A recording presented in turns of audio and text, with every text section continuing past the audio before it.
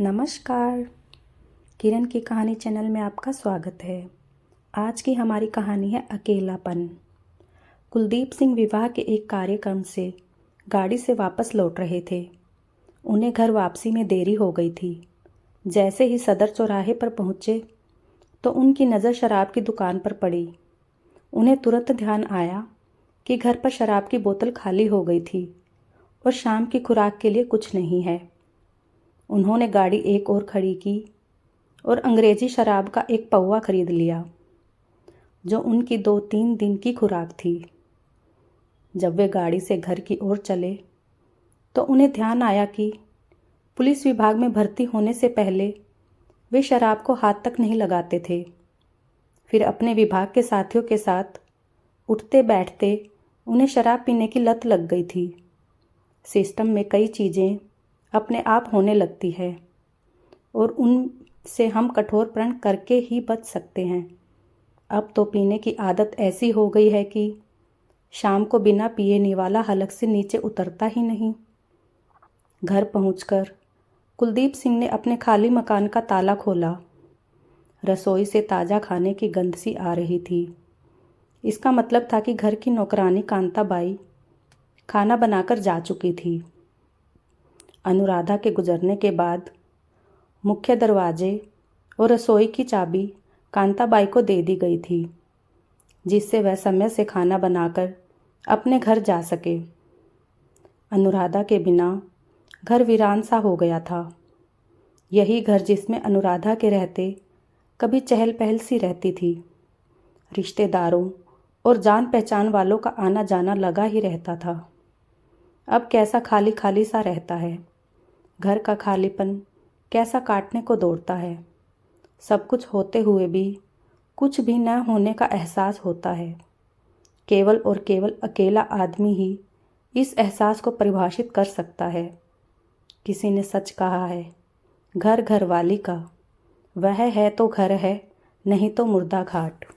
कुलदीप सिंह को अब शराब की खुराक लेने की जल्दी थी। उन्होंने पैंट शर्ट उतारी और निकर बनियान पहने हुए ही पैग तैयार करने लगे। तभी उन्हें ध्यान आया कि वे जल्दबाजी में पानी लाना तो भूल ही गए हैं। पुरानी आदतें मुश्किल से ही मरती हैं। आदतन उन्होंने आवाज़ लगाई, अनुराधा, ज़रा एक गिलास पानी तो लाना। लेकिन जब कुछ देर तक पानी नहीं आया तो कुलदीप सिंह ने रसोई की तरफ देखा। वहाँ कोई नहीं था। अब उन्हें अपनी गलती का एहसास हुआ, फिर अफसोस हुआ और इसके बाद अनुराधा को याद कर उनकी आंखें भर आई। वह उठे और पानी लेने के लिए खुद रसोई की तरफ गए। एक पैग लेने के बाद वे सोचने लगे कि माँ की 13वीं के बाद मंझली बेटी रजनी ने उनसे कितनी जिद की थी जयपुर चलने की। भला क्या कहा था उसने? पापा, जयपुर में हमारे पास कितना बड़ा मकान है, एक कमरे में आप रह लेना, आपका अकेलापन भी दूर हो जाएगा और आपकी देखभाल भी अच्छे से हो जाएगी। यही बात नागपुर में रहने वाली बड़ी बेटी सलोनी और इसी शहर में रहने वाली सबसे छोटी बेटी तारा ने भी कही थी। फिर वे सोचने लगे, मैं भी कितना दकियानूसी हूँ और रूढ़िवादी हूँ। भला इस ज़माने में बेटा बेटी में क्या फ़र्क है? कितने ही लोग हैं जो बेटा न होने के कारण अपना बुढ़ापा बेटी और दामाद के घर गुजारते हैं, और एक मैं हूँ पुराने ख्यालातों का, जो अपनी बेटी के घर का पानी भी पीना पसंद नहीं करता। उनके यहाँ रहना तो बहुत दूर की बात है। कुलदीप सिंह का दूसरा पैग बनाने का मन तो नहीं था, लेकिन अब शराब किसी दोस्त की संगति की तरह अच्छी लगती थी। शराब पीना और फिर नशे में बड़बड़ाना अकेलेपन को दूर करने का एक अच्छा जरिया भी तो था। शराब पीकर खाना खाने के बाद नींद भी तो अच्छी आती थी। फिर वह खाना खाने के बाद थकान और नशे की धुन में नींद के आगोश में चले गए। कुलदीप सिंह पूजा पाठी थे। उनकी सुबह स्नान ध्यान से शुरू होती। नौकरी से रिटायर होने के बाद कोई ख़ास काम तो था नहीं। अखबार पढ़ते, टीवी देखते और पौधों में पानी देते। कभी कोई मेहमान आ जाता तो उसके साथ गपशप कर लेते। लेकिन कुछ जान पहचान के लोग ऐसे थे जो अब कुछ ज़्यादा ही आने लगे थे। ये वे मेंढक थे जो मौका पाकर बारिश का मज़ा लेना चाहते थे। ऐसा ही एक मेहमान था कुलदीप सिंह का दूर का भतीजा शक्ति सिंह। वह प्रॉपर्टी डीलिंग का काम करता था। वह जब भी आता घुमा फिराकर कुलदीप सिंह से उनके मकान की चर्चा करता। चाचा, आपका यह मकान 50 लाख रुपए से कम नहीं है। बेटियां तो आपकी बाहर रहती हैं। आपके बाद इस मकान का क्या होगा? क्या होगा?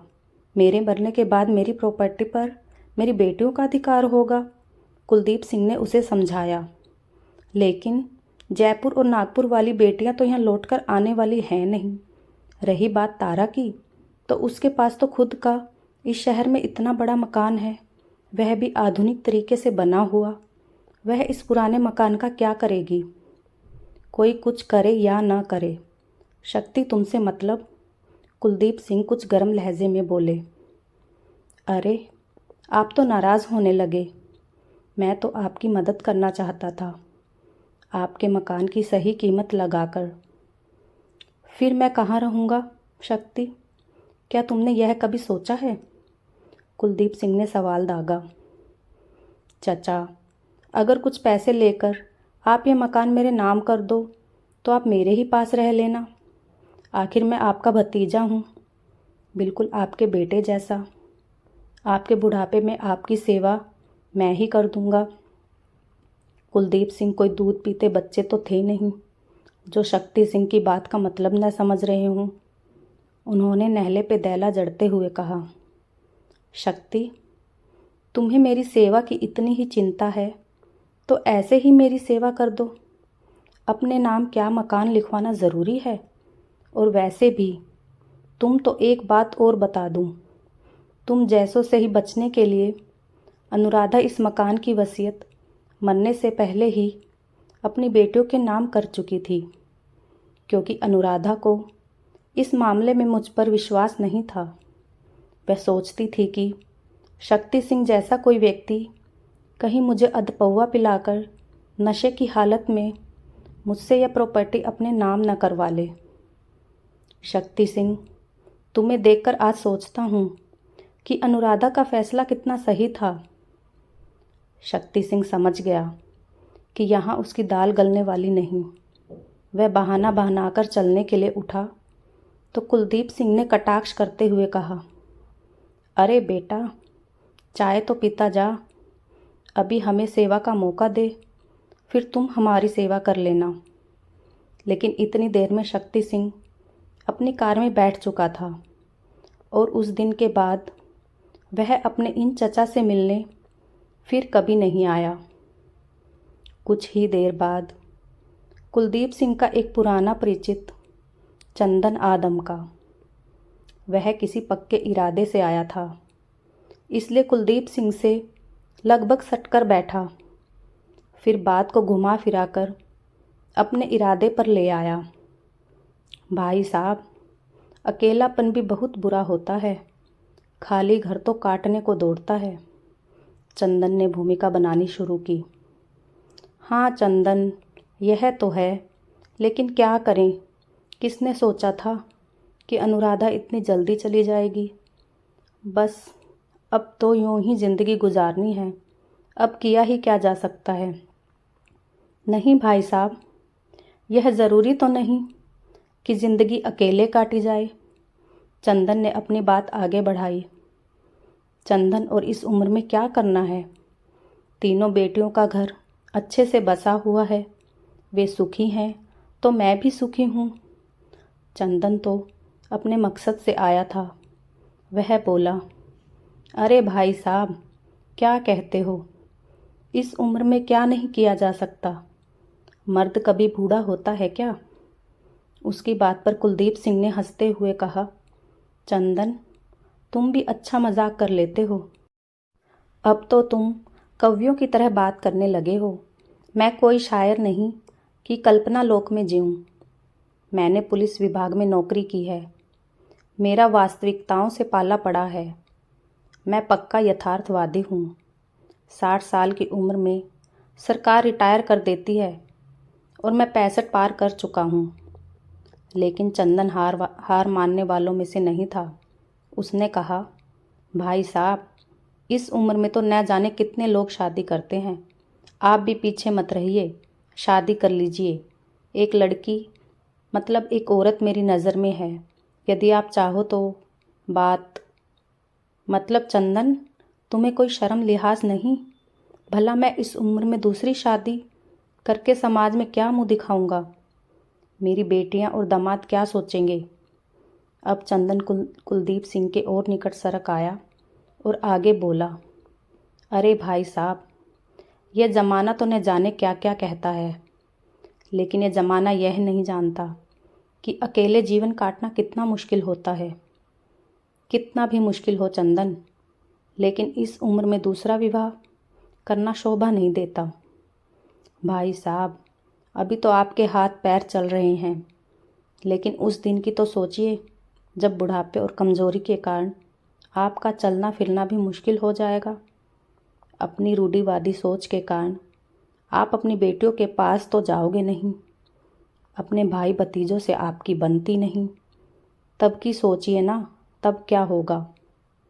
चंदन ने आंखें चौड़ी करते हुए प्रश्नवाचक दृष्टि से कहा। यह सुनकर कुलदीप सिंह सोचने को मजबूर हुए। उन्हें लगा कि चंदन कह तो सच ही रहा है, लेकिन वह अपने आप को संभालते हुए बोले, चंदन, तब की तब देखी जाएगी। देख लो भाई साहब, ज़रूरी नहीं आपको सुमन जैसी अच्छी और हसीन औरत मिल जाए। अच्छा, एक काम करो, एक बार बस आप सुमन से मिल लो। मैं यह नहीं कह रहा कि आप उससे शादी ही करो, लेकिन एक बार उससे मिलने में क्या हर्ज है? मिलने में तो कोई हर्ज नहीं। लेकिन यदि मेरी बेटियों को यह सब पता चला तो?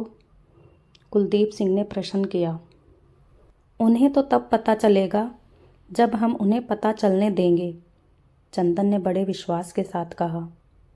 तब तक कांताबाई उनके लिए चाय बनाकर ले आई थी। चाय पीकर चंदन चला गया। फिर चंदन एक दिन सुमन को चुपचाप कार में बैठाकर कुलदीप सिंह के घर ले आया। कुलदीप सिंह को सुमन पहली ही नज़र में भा गई। वे सोचने लगे, बुढ़ापे में इतनी हसीन साथी मिल जाए तो बुढ़ापा आराम से गुजर जाए। महिलाओं के आकर्षण पाश में बड़े बड़े ऋषि मुनि फंस गए। कुलदीप सिंह तो फिर एक साधारण से इंसान थे। आखिर किस खेत की मूली थे? अब बात करवाने में चंदन तो पीछे रह गया। कुलदीप सिंह खुद ही मोबाइल पर रोज़ सुमन से बतियाने लगे। जब चंदन और सुमन की सारी गोटियां फिट बैठ गई तो एक दिन चंदन ने कुलदीप सिंह से कहा, भाई साहब, एक बार सलोनी, रजनी और तारा बिटिया से भी बात कर लेते। लेकिन अब तक तो कुलदीप सिंह के सिर पर बुढ़ापे का इश्क सवार हो चुका था। वे किसी भी हाल में सुमन को खोना नहीं चाहते थे। चंदन की बात को सुनकर वे एकदम से बोले, नहीं नहीं चंदन, मैं अपनी बेटियों को अच्छे से जानता हूँ। वे सुमन को घर में घुसने भी नहीं देंगी। पहले सुमन से कोर्ट मैरिज हो जाने दो, फिर देखा जाएगा। चंदन समझ गया कि कुलदीप सिंह ने इश्क का तीर गहरा लगा है। उसकी योजना पूरी तरह से सफल हो रही है। फिर एक दिन चंदन योजनाबद्ध तरीके से सुमन को आमने सामने की बातचीत कराने के बहाने कुलदीप सिंह के घर लेकर पहुंचा। बातचीत पूरी होने के बाद चंदन ने कहा, ठीक है भाई साहब, अब मैं चलता हूँ। रात भी बहुत हो चुकी है। आज रात सुमन यहीं रहेगी। आप दोनों एक दूसरे को अच्छे से समझ लो। मैं सुबह को सूरज उगने से पहले ही यहाँ से ले जाऊँगा। कुलदीप सिंह को भला इसमें क्या ऐतराज़ हो सकता था? वह तो खुशी के मारे गदगद हो गए। सुना है आप शाम को ड्रिंक भी करते हैं? हाँ सुमन, लेकिन तुम्हें कैसे पता? चंदन ने हमें सब कुछ बता रखा है आपके बारे में। सुमन ने कुलदीप सिंह के कंधे पर हाथ रखते हुए कहा। अच्छा, तो फिर पानी ले आओ, मैं अपना पैक बना लेता हूँ। कुलदीप सिंह ने सुमन का हाथ स्पर्श करते हुए कहा। आप क्यों कष्ट उठाइएगा, पैक भी हम ही बना देंगे। लेकिन एक बात पूछनी थी। पूछूं? क्या बात करती हो सुमन? एक नहीं 10 पूछो। कुलदीप सिंह ने प्यार भरी नज़रों से सुमन को निहारते हुए कहा। आप हमारे लिए क्या करोगे? सुमन, बड़ी बात तो नहीं, जो कुछ मेरा है वह सब तुम्हारा ही तो है, बस इस मकान को छोड़कर। इसकी वसीयत बेटियों के नाम है। यह सुनकर सुमन कुछ निराश हुई और पानी लेने के बहाने रसोई में गई। वहाँ जाकर उसने मोबाइल से चंदन से बात करते हुए कहा। चंदन, यह मकान बुड्ढे के नाम नहीं है। उधर से आवाज़ आई। तो फिर अपना काम बनाकर रफू चक्कर हो जा, नहीं तो बुड्ढा तेरे से कोर्ट मैरिज करके ही मानेगा। उधर कुलदीप सिंह बेचैन हो रहा था। सुमन के पानी लाते ही उन्होंने पूछा, सुमन, अपना हाथ आगे बढ़ाओ। सुमन ने अपना हाथ आगे बढ़ाया तो उसकी उंगली में सोने की अंगूठी पहनाते हुए कुलदीप सिंह ने कहा, सुमन, यह अनुराधा की अंगूठी है, अब तुम ही मेरी अनुराधा हो। सुमन ने कुलदीप सिंह का पैक बनाते हुए नशीली आंखों से कहा, लीजिए, जनाब की लाल परी तैयार है, लेकिन पीकर बेसुध मत हो जाइएगा, कभी किसी काम के न रहिएगा। कुलदीप सिंह इन शब्दों का अर्थ अच्छे से समझते थे, लेकिन यह क्या, वह तो पहला पैग पीते ही बेसुध हो गए। सुबह के समय जब उनकी आंखें खुली तो वह अभी भी अपने को नशे की चपेट में महसूस कर रहे थे। टॉयलेट जाते समय भी उनके पैर लड़खड़ा रहे थे। उन्हें ध्यान आया कि शराब पीकर तो वे कभी ऐसे बेसुध नहीं हुए। टॉयलेट से आकर वे सुमन को तलाशने लगे, लेकिन वह कहीं हो तो दिखाई दे। इधर उधर नज़र डाली तो देखा सेफ और अलमारियां खुली पड़ी हैं। उन्हें अब समझते देर न लगी कि उनके साथ क्या हुआ है। वे लुट गए। घर में रखी नकदी और जेवरात गायब थे। सुमन का फ़ोन भी नहीं लग रहा था। कुलदीप सिंह का सारा नशा और इश्क एक ही झटके में काफूर हो चुका था। उन्होंने चंदन को फ़ोन लगाकर सारी बात बताई। उसने कहा, कुलदीप सिंह, सुन, मेरा उस सुमन से कोई लेना देना नहीं। मैंने तो बस तुम दोनों की मुलाकात कराई थी। इस मसले पर कहीं जिक्र मत करना, नहीं तो बदनामी तुम्हारी होगी। कहो तो तुम्हारी नीच हरकत का जिक्र तुम्हारी बेटियों से करूं कि इस उम्र में तुम अनजानी औरत को अंगूठी पहनाते फिर रहे हो। नहीं नहीं, ऐसा मत करना चंदन, नहीं तो मेरी इज्जत खाक में मिल जाएगी। कुलदीप सिंह ने लगभग गिड़गिड़ाते हुए कहा। तो फिर अपनी ज़ुबान बंद रखना, नहीं तो बेटियों और दामाद सबके सामने तुम्हारी पोल खोल कर रख दूंगा। चंदन ने लगभग धमकी देते हुए कहा। कुलदीप सिंह के पास ज़बान बंद रखने के सिवा और कोई चारा न था। कुछ दिनों के बाद कुलदीप सिंह का जन्मदिन था। इस बार तीनों बहनें सलोनी, रजनी और तारा ने यह फैसला किया था कि वे तीनों मिलकर पापा का जन्मदिन उनके पास आकर मनाएंगी। जन्मदिन वाले दिन वे सभी बहनें पापा के पास पहुंच गई। सलोनी अपने साथ एक अधेड़ उम्र की महिला को भी लेकर आई थी। तीनों बहनें उस महिला को आंटी कहकर पुकार रही थी। कुलदीप सिंह ने सलोनी से पूछा, बिटिया सलोनी, ये तुम्हारी आंटी कौन है? पापा, पहले ये आंटी वृद्धाश्रम में रहती थी, लेकिन अब ये हमारे साथ रहती हैं। आपको पसंद है क्या हमारी यह आंटी? अरे सलोनी बेटी, कैसी बात करती हो? मैंने तो बस यूं ही पूछ लिया। इसमें पसंद नापसंद की क्या बात है? नहीं पापा, देख लो, यदि आंटी आपको पसंद हो तो हम इनको यहीं छोड़ जाएंगे। इनका भी यहाँ कोई नहीं है। इनके बच्चे इन्हें छोड़कर विदेशों में जा बसे हैं। आपका घर ये अच्छे से संभाल लेंगी, सलोनी ने मुस्कुराते हुए कहा। अरे सलोनी बेटा, ऐसे बातें करके क्यों मेरे साथ मजाक कर रही हो? तभी मंजली बेटी रजनी ने पापा के गले में हाथ डालकर कहा, पापा, सलोनी दीदी मजाक नहीं कर रही है। आप अकेले रहते हैं, आपके सहारे के लिए भी तो कोई ना कोई चाहिए। क्यों पापा? वह तो ठीक है, लेकिन बेटा, लेकिन वेकिन कुछ नहीं पापा, हमें भी दूसरी मम्मी चाहिए बस। सबसे छोटी बेटी तारा ने छोटे बच्चों की तरह मचलते हुए कहा। नहीं बेटी तारा, इस उम्र में ये सब बातें शोभा नहीं देती। अच्छा पापा, फिर वो सुमन आंटी जिन्हें आप मम्मी की यह अंगूठी पहनाए थे और जो आपको धोखा देकर लूटकर भाग गई, हमारी वाली ये नवप्रीत आंटी ऐसी नहीं है।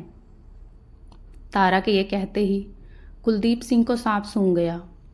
उन्हें यह भी समझ में नहीं आ रहा था कि सुमन को पहनाई गई अंगूठी तारा के पास कहाँ से और कैसे आई। पापा को अचंभित होता देख तारा बोली, पापा, आपको अचंभित होने या फिर हमसे कुछ भी छुपाने की कोई ज़रूरत नहीं है। कांताबाई हमें सब बातें बता देती थी। उसने हमें सुमन को लेके आगाह कर दिया था। हम पूरी तरह से उस दिन चौकन्ने हो गए थे जिस दिन सुमन यहाँ रुकी थी। हमें आपकी दूसरी शादी से कोई एतराज़ नहीं था, लेकिन हम इस बात से हैरान थे कि आपने हमसे इस बात का जिक्र तक नहीं किया। इसका मतलब कि तुम सुमन को जानते हो? पापा, मैं और आपके दामाद मुकेश आपसे उस दिन मिलने ही आ रहे थे। जब हम आए तो सुमन लूटपाट कर भागने ही वाली थी कि हमने उसे चोरी करते हुए रंगे हाथों पकड़ लिया। आप उस समय अचेत पड़े हुए थे। आपको पानी में घोलकर नशे की गोलियां दी गई थी। हमने उससे मम्मी की अंगूठी समेत सारा सामान वापस ले लिया था। थाने में इसलिए शिकायत नहीं की कि आपको कोर्ट कचहरी के चक्कर न लगाने पड़े। उस दिन सुबह आपका नशा उतरने तक हम घर में ही थे और सलोनी व रजनी के संपर्क में भी थे। उसी रात हम सब ने आपकी दूसरी शादी करने की योजना बना ली थी, क्योंकि आप हमारे साथ तो रहने वाले हैं नहीं। अभी कुलदीप सिंह कुछ कहने वाले थे, लेकिन उससे पहले ही रजनी बोल पड़ी। अब बताओ पापा, आपको नवप्रीत आंटी पसंद है कि नहीं? अब आप यह भी नहीं कह सकते कि आप इस उम्र में विवाह नहीं करना चाहते। कुलदीप सिंह के पास रजनी की बात का कोई जवाब नहीं था। वह हल्के से मुस्कुरा दिए, फिर गंभीर होते हुए बोले, तुम्हारी आंटी से मैं शादी करने के लिए तैयार हूँ, लेकिन मेरी एक शर्त है। मैं एक पुलिस वाला रहा हूँ। मैं अपनी पुलिस की ड्यूटी अभी भी निभाऊंगा। मतलब पापा? तीनों बेटी एक साथ बोली। मतलब यह है कि मैं चंदन और सुमन दोनों को जेल भिजवा कर ही रहूँगा। दोनों ही समाज के असामाजिक तत्व हैं। जैसे आपकी मर्जी हमारे बहादुर पापा। तारा ने तभी अपनी माँ अनुराधा की अंगूठी पापा को पकड़ाई और कुलदीप सिंह ने वह अंगूठी नवप्रीत को पहना दी। अब पापा विदुर नहीं रह गए थे, बल्कि खुली सोच की बेटियों की वजह से एक विधवा सुमन भी सधवा बन गई थी। तो दोस्तों, आपको हमारी ये कहानी कैसी लगी? प्लीज़ लाइक, कमेंट और शेयर करें और चैनल को सब्सक्राइब करना ना भूलें। धन्यवाद।